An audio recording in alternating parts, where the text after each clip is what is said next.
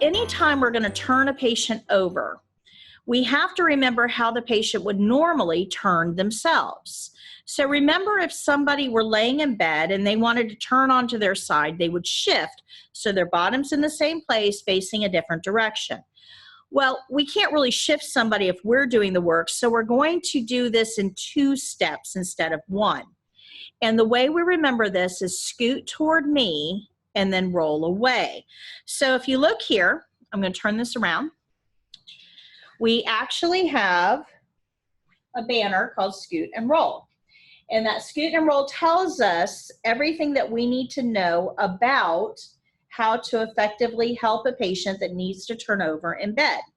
So remember that not all settings will have side rails, and even if they do, we have to have a doctor's note to use it, a doctor's order. But if the patient needs to be turned for whatever reason, we're going to scoot their whole body to us. And we've got lots of methods that we can use. But for the test, they're going to make it super simple. You can just ask the patient, can you scoot toward me? But the turn itself has to be done by you. So you can ask them to scoot, but we'll do the turn.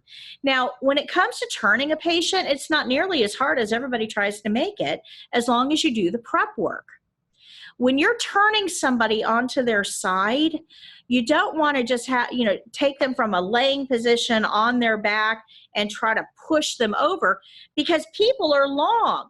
Right? Most people are at least 5 feet long, and your arms won't be able to maneuver that much of a person onto their side all at once. And you're going to end up having to push the person, and you probably will end up bruising them or tearing their skin tissue or something. And it's going to be a lot of work on you. But there's a hugely easier way to get this done.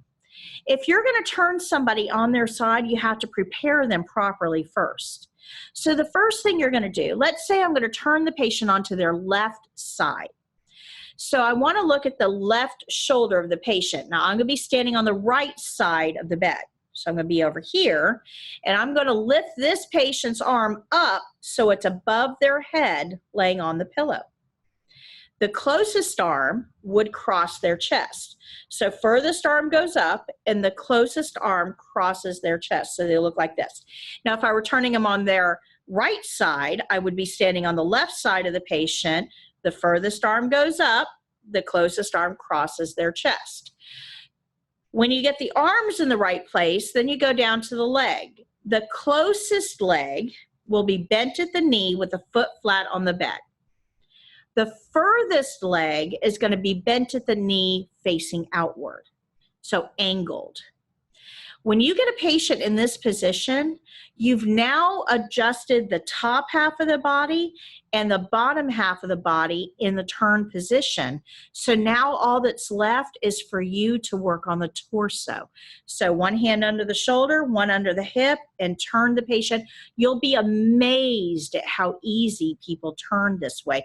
In fact, you got to be careful not to use too much pressure, because if you just try to push somebody over on their side and they're already, appropriately positioned, you'll end up rolling them right off the bed because you're using way too much force. This takes very, very little strength to do if you prepare the patient before the turn.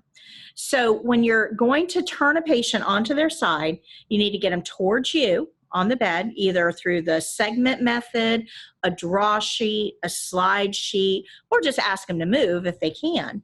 You're going to put the furthest arm up, closest arm over, bend the closest leg, put the foot flat on the bed, and angle that furthest knee outward. When you do that, hand on the hip, hand on the shoulder, and just roll them gently onto their side.